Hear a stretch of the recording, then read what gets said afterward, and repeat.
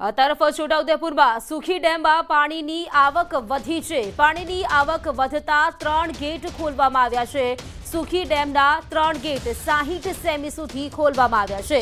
5555.75 cusec પાણી ભારજ નદીમાં છોડવામાં આવ્યું છે। પંથકના 20 જેટલા ગામો છે જેમને સાવચેત કરવામાં આવ્યા છે। સુખી ડેમમાં પાણીની આવક 1220.13 ક્યુસેક છે।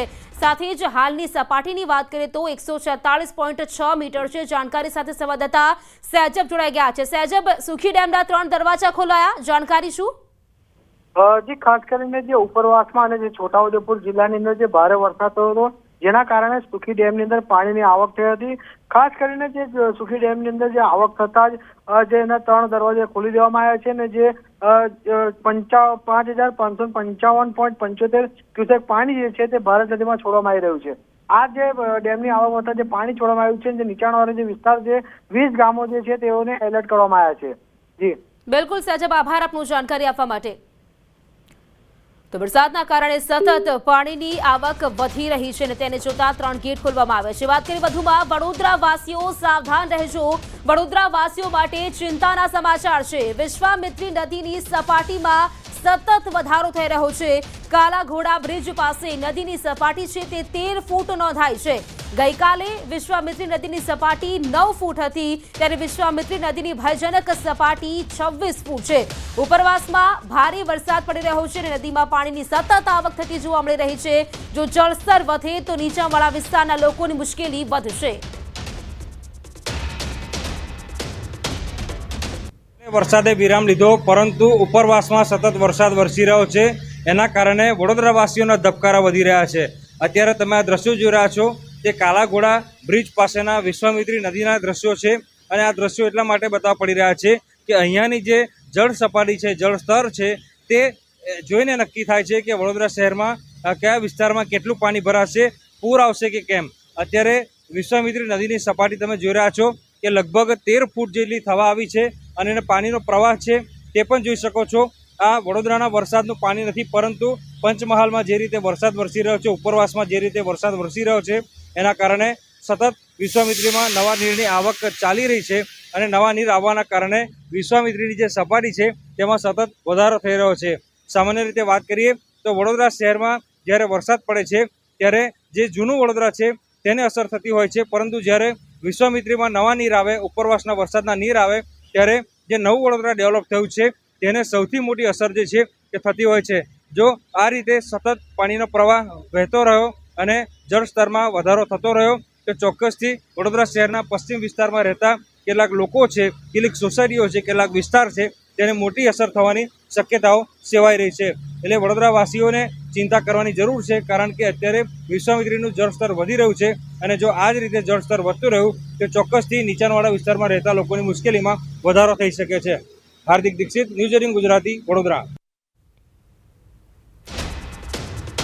તો વડોદરાના ડભોઈમાં ઢાઢર નદીના પાણી ફરી વળતા 3 ગામ હજી સંપર્ક વિહોણા છે। બનૈયા, અંગુઠન, નારિયા ગામોના મુખ્ય માર્ગો પર હજુ પણ ઢાઢરના પાણી છે। ડભોઈના 7 ગામમાં પાણી ઓસર્યા છે, જ્યારે હજુ પણ 3 ગામ છે જે સંપર્ક વિહોણા છે। ઉપરવાસમાં ભારે વરસાદના કારણે ઢાઢર નદીમાં પાણીની આવક વધી છે, ત્યારે દેવ ડેમમાંથી 5586 ક્યુસેક પાણી છોડવામાં આવ્યું હતું, જેના કારણે બનૈયા જવાનો મુખ્ય માર્ગ છે તે પાણીમાં ગરકાવ થઈ ગયો। ગ્રામજનો ગામમાં પ્રવેશી ન શકે તેવી પરિસ્થિતિ અત્યારે જોવા મળી રહી છે। 3 ગામ છે તે હજુ પણ સંપર્ક વિહોણા છે। બનૈયા છે, અંગુઠન છે, નારિયા ગામ સંપર્ક વિહોણા છે। જાણકારી સાથે સંવાદદાતા હાર્દિક દીક્ષિત જોડાઈ ગયા છે। હાર્દિક, અહીં 3 ગામ હજુ પણ સંપર્ક વિહોણા છે, સ્થિતિ કેવી અત્યારની? બિલકુલ દીજો, આપણે વડોદરા શહેર જિલ્લાની વાત કરીએ તો છેલ્લા 2 દિવસથી વરસાદે ભલે વિરામ લીધો હોય, પરંતુ ઉપરવાસમાં સતત વરસાદ વધી રહ્યો છે। એના કારણે ઢાઢર નદીનું જે જળસ્તર છે તે વધી રહ્યું છે। આપણે 3 ગામ સંપર્ક વિહોણાની વાત કરીએ તો આ 3 ગામ છેલ્લા 3 દિવસથી સંપર્ક વિહોણા છે। આ ડભોઈ તાલુકાના 7 ગામ એવા છે કે જ્યાં પાણી ઓસર્યા છે, પરંતુ જે રસ્તો છે એ રસ્તો ત્યાંથી અવર જવર કરી શકાય તે પ્રકારની પરિસ્થિતિમાં નથી। વડોદરા વાસીઓ માટે ચિંતાજનક સમાચાર એટલે કહી શકાય, કારણ કે ઉપરવાસમાં સતત વરસાદ વરસે છે, એના કારણે વડોદરા ગ્રામ્ય વિસ્તાર હોય ત્યાં પાણી ભરાવાની સમસ્યાનું નિર્માણ થાય છે।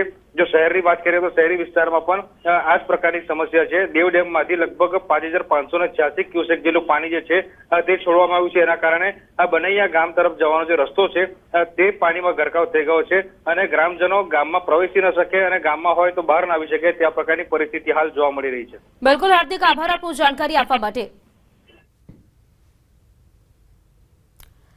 હવે વાત કરીએ બનાસકાંઠા જિલ્લાના અનેક તાલુકામાં વરસાદનું આગમન। પાલનપુરમાં વીજળીના કડાકા ભડાકા સાથે વરસાદ શરૂ થયો। પાલનપુર, વડગામ, ડીસામાં વરસાદ વરસી રહ્યો છે। દાંતીવાડા, અમીરગઢ, ધાનેરા સહિતના પંથકમાં પણ વરસાદ વરસ્યો છે। બનાસકાંઠા પંથકમાં મેઘરાજાનું આગમન ફરી શરૂ થયું છે।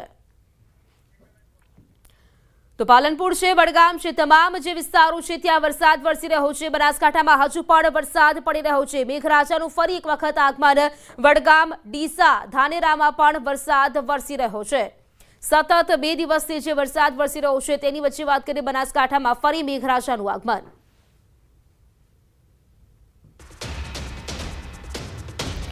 તો જૂનાગઢના કેશોદમાં 2 દિવસના વિરામ બાદ ફરી ધોધમાર વરસાદ। વાદળછાયા વાતાવરણ વચ્ચે ધોધમાર વરસાદ શરૂ થયો। સતત ઉકળાટ બાદ ફરી વરસાદ પડતા ગરમીથી આંશિક રાહત મળી છે। કેશોદમાં સિઝનનો કુલ 9 ઇંચ જેટલો વરસાદ પડી ચૂક્યો છે। ભારે વરસાદથી નીચાણવાળા વિસ્તારમાં પાણી ભરાઈ ગયા છે। 2 દિવસના વિરામ બાદ ફરી વરસાદની એન્ટ્રી। હજુ સુધી વાત કરીએ તો 9 ઇંચ જેટલો વરસાદ વરસી ચૂક્યો છે અને ફરી એક વખત કેશોદમાં વરસાદ વરસ્યો છે। રસ્તાઓ છે ત્યાં પાણી ભરાઈ ગયા હોય તેવી સ્થિતિ છે। અહીં વાત કરીએ 2 દિવસ બાદ ફરી વરસાદનું આગમન થતાં લોકોને ગરમીથી આંશિક રાહત તો મળી જ છે, પરંતુ જે રોડ રસ્તાઓ છે ત્યાં પણ ક્યાંક પાણી ભરાયેલા હોય તેવા દ્રશ્યો પણ જોવા મળી રહ્યા છે। વાદળછાયા વાતાવરણ વચ્ચે ધોધમાર વરસાદ શરૂ થયો છે। અત્યાર સુધી વાત કરીએ તો કેશોદમાં સિઝનનો કુલ 9 ઇંચ જેટલો વરસાદ ખાબકી ચૂક્યો છે। જાણકારી સાથે સંવાદદાતા અમર જોડાઈ ગયા છે। અમર, અત્યારે પણ વરસાદ શરૂ છે કેશોદમાં, સ્થિતિ શું? પ્રીતિ, ચોક્કસ કે ધોધમાર વરસાદ પડી રહ્યો છે। જૂનાગઢ જિલ્લામાં 2 દિવસના વિરામ બાદ ફરી વરસાદી માહોલ છે। કેશોદમાં ભારે વરસાદના કારણે છે તે નીચાણવાળા વિસ્તારોમાં પાણી ભરાયા છે અને જે રીતે ઘરમાં પણ પાણી ઘૂસ્યાની પ્રાથમિક માહિતી છે તે મળી રહી છે। હાલ તે વિસ્તારની અંદર અવિરત વરસાદ શરૂ છે। છેલ્લા 2 કલાકની અંદર 1 ઇંચથી વધુ વરસાદ પડ્યો છે અને હજુ પણ વરસાદી માહોલ છે। જ્યારે કેશોદની અંદર એક NDRFની ટીમ પણ સ્ટેન્ડ બાય રાખવામાં આવી છે। જી બિલકુલ, આભાર આપનું જાણકારી આપવા માટે। તો વાત કરીએ સાબરકાંઠાની, જ્યાં સાબરકાંઠા જિલ્લામાં વરસાદી માહોલ બાદ મનમોહક નજારો જોવા મળ્યો છે। ઈડરમાં વરસાદ બાદ ગઢ પર ઝરણા બન્યા જીવંત। ગઢ પર ઝરણા વહેતા થતા અદ્ભુત નજારો જોવા મળ્યો। મનમોહક દ્રશ્ય જોવા માટે સહેલાણીઓ ઉમટી પડ્યા। એમાંથી પણ હું રાજીનામું આપું છું। મારા શીર્ષ નેતૃત્વ માનનીય અરવિંદ કેજરીવાલને મેં આ રાજીનામું એમના પર્સનલ વોટ્સઅપ કરી અને મેં મોકલી દીધું છે અને વિનંતી કરી છે કે પાર્ટી મને દરેક પદ ઉપરથી જવાબદારી મુક્ત કરે અને મારી જગ્યાએ સારા કોઈ વ્યક્તિ જે સંગઠનનું કામ કરી શકે, જે ભારતીય જનતા પાર્ટીને આગળ એની સામે અવાજ ઉઠાવી એવા વ્યક્તિને લાવે એવી વિનંતી કરું છું। પણ ક્યાંક ને ક્યાંક મેં તમને કીધું એમ કે ભાઈ ભારતીય જનતા પાર્ટી હોય તોય ભલે, કોંગ્રેસ હોય તોય ભલે અને આમ આદમી પાર્ટી હોય તોય ભલે, જ્યારે પછાત સમાજનો અવાજ ઉઠાવવાની વાત આવે છે, પછાત સમાજને ક્યાંક આપવાની વાત આવવામાં આવે છે, મુખ્યમંત્રી બનાવવાની વાત હોય કે પ્રદેશ પ્રમુખ બનાવવાની વાત હોય, ત્યારે માત્ર ને માત્ર પછાત સમાજના નેતાઓનો ખાલી મત પૂરતો ઉપયોગ કરવામાં આવે છે। પછી ચૂંટણી પડી જાય પછી એને હાસ્યમાં ધકેલી દેવામાં આવે છે। આજે રાજીનામું આપ્યું એનો આ લેટર છે।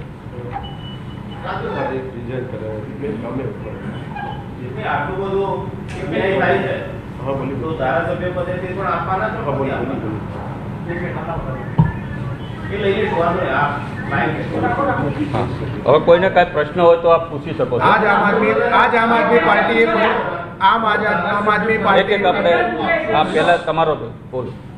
આપ જે રીતે નારાજ છો પક્ષની અંદર તો ધારાસભ્ય પદેથી રાજીનામું આપશો, આપણે હોદ્દા પરથી રાજીનામું આપવું છે, દંડક છે કે રાષ્ટ્રીય કક્ષાએ આપણે કોઈ જવાબદારી આપી છે, તો આવનાર દિવસોમાં નારાજગી રાજીને કોઈ ધારાસભ્ય પદેથી રાજીનામું। તો સાબરકાંઠાના ઈડરના જાદર અંડરબ્રિજમાં વરસાદી પાણી ભરાઈ ગયા છે. રાત્રિ દરમિયાન પડેલા ધોધમાર વરસાદને લઈને અંડરબ્રિજમાં પાણી ભરાઈ ગયા. જાદર, અરોડા, રુદરડી, લાલપુર, સપ્તેશ્વર તેમજ જાદર, ચડાસડા, ભુવેલ, દરાવલી ગામો અવરજવર માટે બંધ થઈ ગયા છે. રેલવે લાઇન પર બનાવેલ અંડરબ્રિજમાં પણ પાણી ભરાતા ભારે હાલાકી અત્યારે સર્જાઈ રહી છે.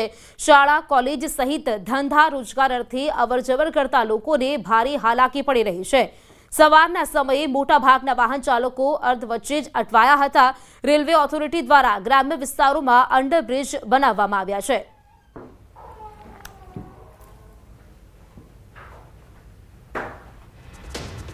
વાત કરીએ સુરતની. સુરત જિલ્લામાં ભારે વરસાદ વરસતા અનેક વિસ્તારોમાં પાણી ભરાઈ ગયા છે. ભરવત પાટિયા વિસ્તારમાં આવેલા ગીતાનગરમાંથી ઘૂંટણ સમા પાણી ત્યાં ભરાઈ ગયા છે. તંત્ર દ્વારા એક મહિલાનું રેસ્ક્યુ પણ કરવામાં આવ્યું. મહિલાની તબિયત બગડતા તેને બહાર કાઢી હોસ્પિટલ ખાતે ખસેડવામાં આવ્યા. ફાયર વિભાગ દ્વારા ગીતાનગરમાંથી લોકોનું બોટ દ્વારા રેસ્ક્યુ કરવામાં આવી રહ્યું છે. લોકો ઘૂંટણ સમા પાણીમાંથી નોકરી ધંધા પર જવા મજબૂર બન્યા છે. આ ભારે વરસાદના પગલે વીજ પુરવઠો પણ ખોરવાયો હોવાનું રહીશો જણાવી રહ્યા છે. તો આ દ્રશ્યો છે સુરતની વધુ વિગત સાથે સંવાદદાતા કીર્તેશ અમારી સાથે જોડાઈ ગયા છે. તેમની પાસેથી વધુ માહિતી મેળવીશું આ વિશે. કીર્તેશ, વાત કરીએ સુરતમાં લગભગ જે રીતે 2 થી 3 દિવસથી વરસાદ વરસી રહ્યો છે, સુરતમાં ઠેર ઠેર પાણી ભરાઈ ગયા છે. અનેક વિસ્તારો છે જળબંબાકાર થઈ ગયા છે. અત્યારે કેવી સ્થિતિ છે? બિલકુલ, વરસાદનો પહેલો રાઉન્ડ અને ચોથો દિવસ છે. સતત સુરતમાં ધીરે ધીરે વરસાદ વરસી રહ્યો છે. ત્યારે સુરતના જે શ્રમિક વિસ્તારો છે, ખાસ કરીને પર્વત પાટિયા વિસ્તાર હોય, ગોળાદરા હોય, લિંબાયત હોય કે પછી મગોગ હોય કે ત્યારબાદ પુના કુંભારિયા, તમામ વિસ્તારોમાં હજુ પણ વરસાદી પાણીનો નિકાલ થયો નથી. કહી શકાય કે સુરતના મધ્યમાંથી પસાર થતી ખાડી ઓવરફ્લો થવાની સાથે જ આ વિસ્તારોમાં ગટરિયા પૂર આવ્યા છે, જેને લઈને લોકોની મુશ્કેલી વધી રહી છે. તમામ વિસ્તારમાં છેલ્લા 4 દિવસથી વીજ પુરવઠો નથી, ત્યારે ખાવા પીવાના સામાન માટે લોકો અને કામ ધંધા માટે લોકો ઘૂંટણસમાં પાણીમાંથી પસાર થવા મજબૂર બન્યા છે. ખાસ કરીને પર્વત પાટિયા ગીતાનગર ખાતે રહેતી એક મહિલાની તબિયત લથડતા તેને બિલકુલ આભાર આપનો કીર્તિશ જાણકારી આપવા માટે. તો સુરતના આ દ્રશ્યો છે.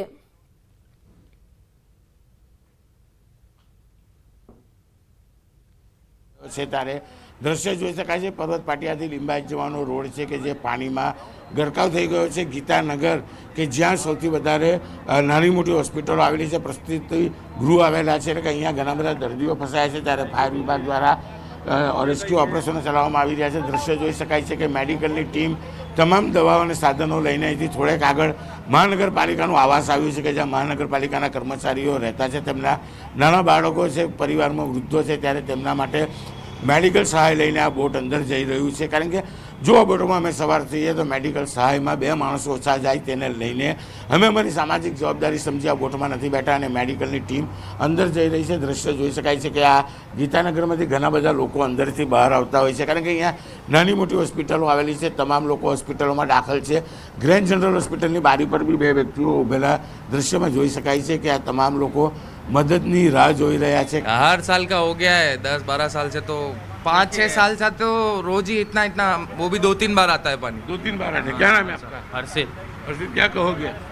ये हर साल का हो गया है. जैसे बारिश है 2 दिन के बारिश में इतना बार, अभी तो पूरा अभी मानसून सीजन ही बाकी, अभी तो मानसून सीजन में ये सब घर के लिए सामान लेके जा रहे हैं, खाने के लिए कुछ व्यवस्था नहीं है. तो अन्य एक भाई से, मोटा भाई, શું નામ આપનું?